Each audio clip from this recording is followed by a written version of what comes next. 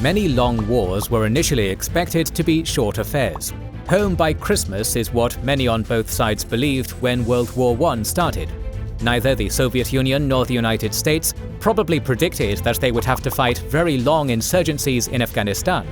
Most recently, Vladimir Putin intended a short and victorious war in Ukraine, and certainly did not want to get bogged down there for more than 4 years now.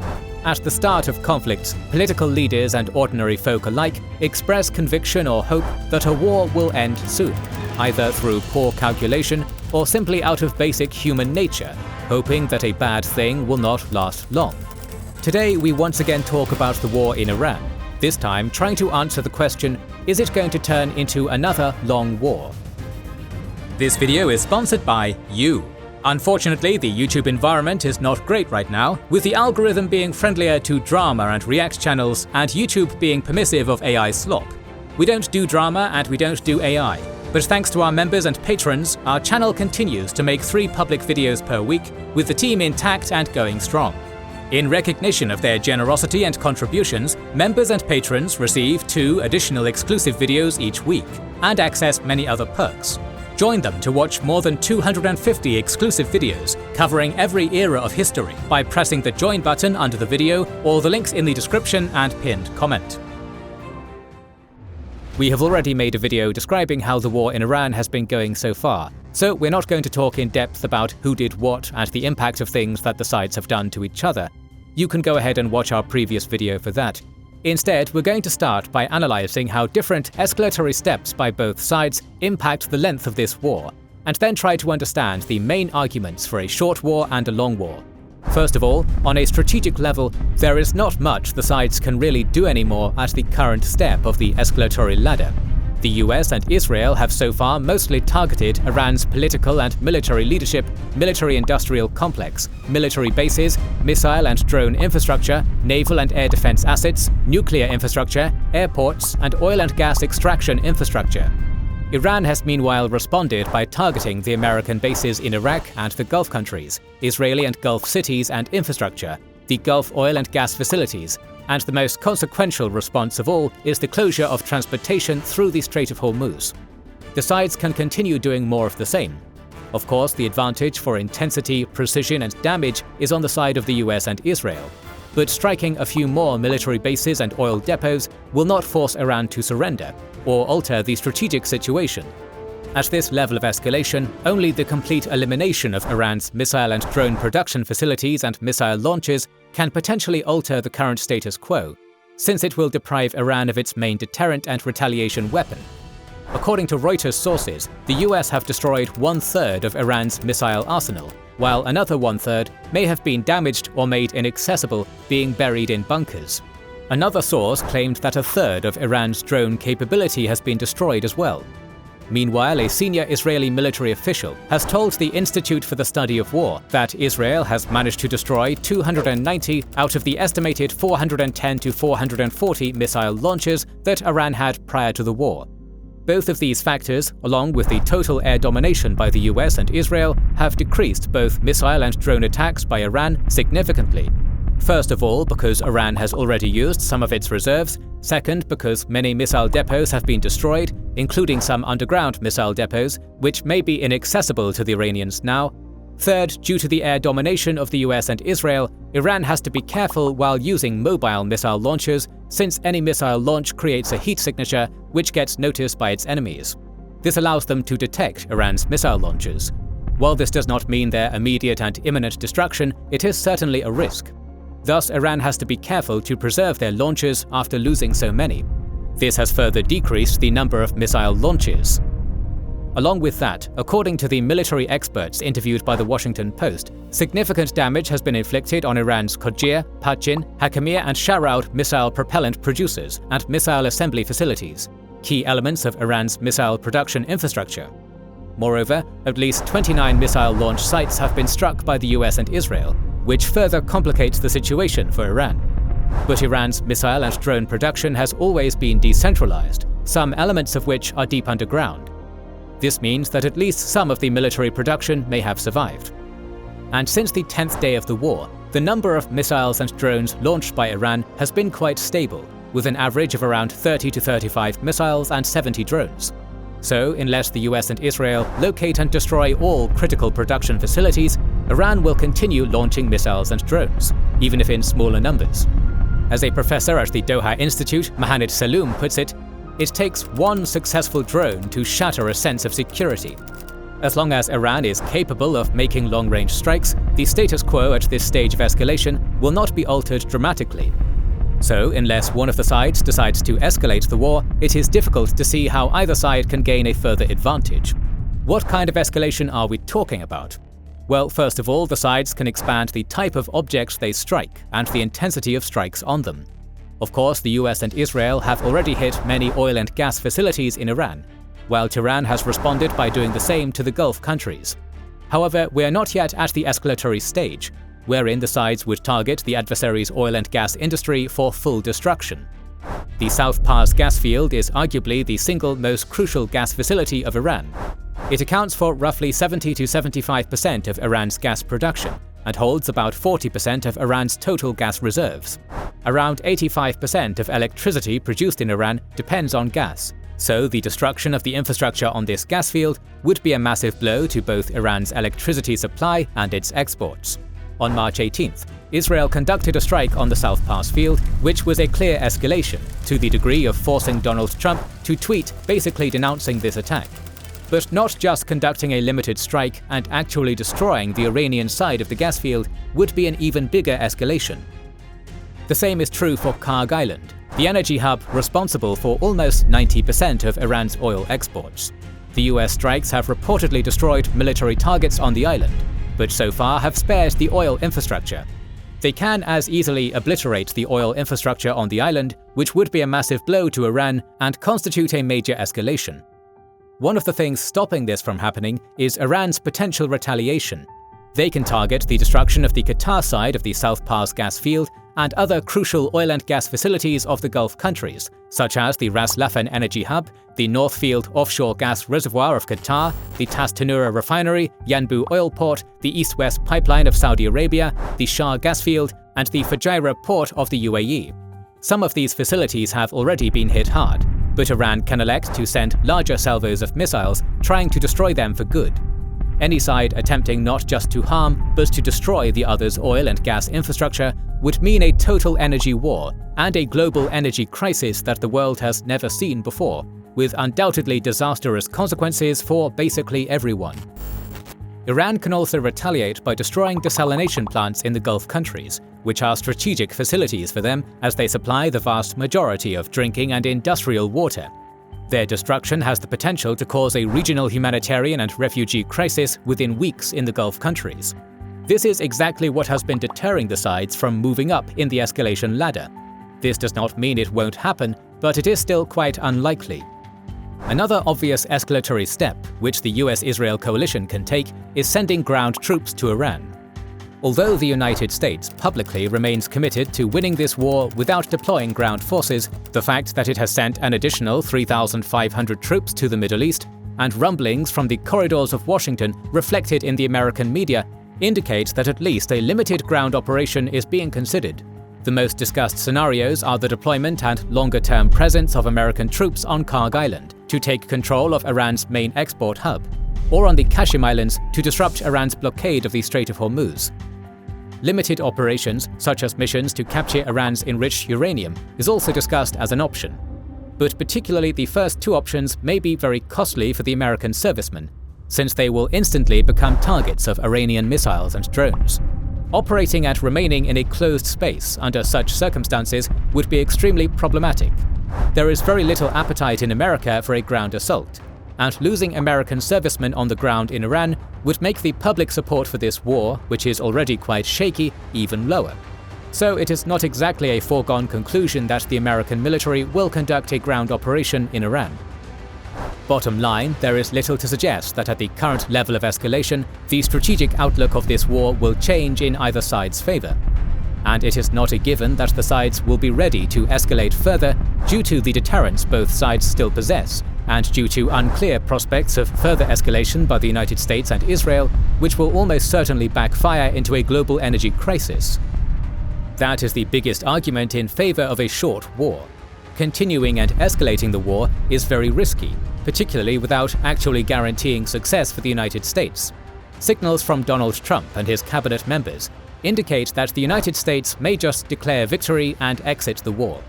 In late March and early April, Trump said that they will be out of Iran pretty quickly, within 2 weeks, maybe 2 weeks, maybe 3, as the United States is apparently on track to fulfill all its objectives shortly, very shortly. US Secretary of State Marco Rubio echoed these sentiments, saying that the United States expected to finish its operation in weeks, not months. He also proclaimed the destruction of missile and drone production facilities, missile launchers, and the elimination of Iran's air force as the main objectives of the United States in this war.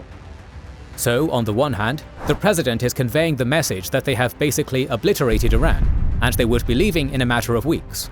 On the other hand, the Secretary of State is purposefully tempering the expectations of the war and omitting harder objectives like regime change or the complete destruction of Iran's nuclear program.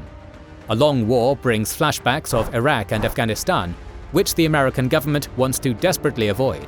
The war in Iran has already caused a major hike in oil prices, and the longer this war goes on, and the longer the Strait of Hormuz remains closed, the worse the global economy is going to get. Fuel and food prices will rise significantly, supply chains will be disrupted, industries will slow down, shortages will become more apparent, and so on. The potential impact of the war in Iran on the global economy is a major topic and deserves a video on its own to describe what might happen. We're not going to dive any deeper here, but beyond any doubt, it will have very many negative consequences. This will be felt in the United States too, and the last thing that Trump and the Republicans need with the looming midterm elections in November is another long war in the Middle East, with inflation at home.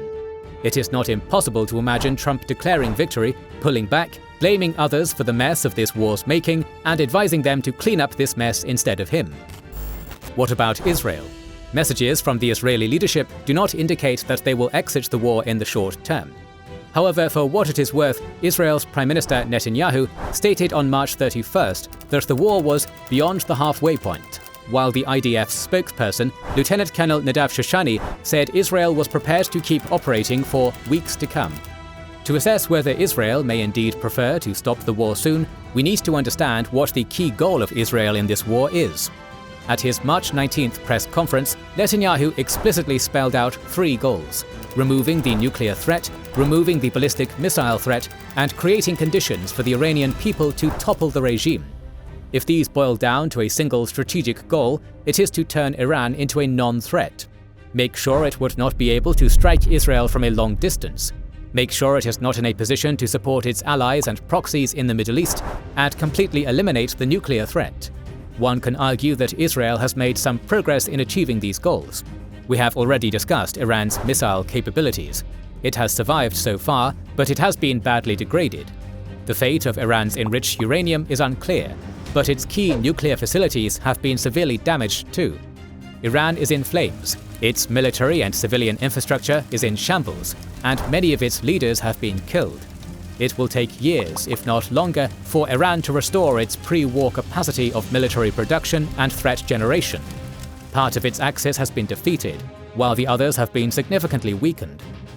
Another favorable outcome of the war for Israel is that the relations between Tehran and the Gulf countries are at an all-time low, and any rapprochement between them in the near future is extremely unlikely. So why not just declare victory and exit the war? After all, if Iran starts to rebuild its nuclear and missile program, it can bomb them once again. A short war may be a better option for Iran for a range of reasons. First, the war's end will stop the destruction of the country, the assassination of its leaders, and the killing of civilians, the death toll of which has already exceeded 1,900 people. The regime has survived and shown its resilience. Continuing the war is risky. What would happen if the US and Israel escalate and completely destroy Iran's energy grid and oil and gas infrastructure? There is a chance it could cause societal collapse, unrest, and defections from the regime. The war, by its nature, is unpredictable, and further pressure from the enemy may just finally put too much strain on the regime and lead to its collapse. So why not just take the W after you have demonstrated that you are capable of resisting, after you have preserved the regime, while at least some of the industry and infrastructure are still surviving? But unfortunately, it is never so simple. For all the destruction inflicted by the United States and Israel on Iran, they have not been able to achieve their main strategic goals. If they exit the war right now, the regime, although weakened, will still be there. And many expect it to be even more radical against America and Israel for obvious reasons. Iran may have fewer missiles and drones to launch, but if it is still capable of producing them, it can ramp up production to restore its deterrence. Moreover, now they should have a better idea of how to hide their facilities from America and Israel. The same is largely true for Iran's remaining nuclear infrastructure. Since the US and Israel have not claimed control over Iran's enriched uranium, Iran probably still has it. Some of the infrastructure has also presumably survived. If the United States and Israel stop the war right now, they may never get a chance to face Iran in such a weakened state. The war stopping right now would give Iran breathing space.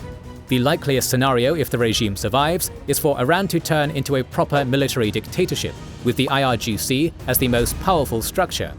And the main focus of such leadership is going to be on restoring Iran's military capacity, including its missile and drone production infrastructure.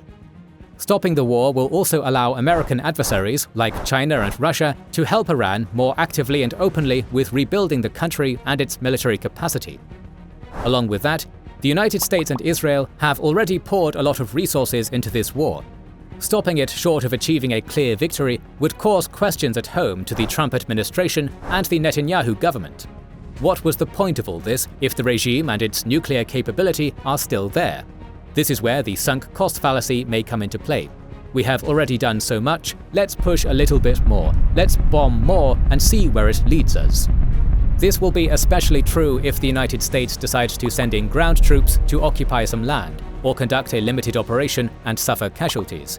It may cause a temptation to send more troops to avenge death, which would mean a vicious cycle that prolongs the war and is tough to exit.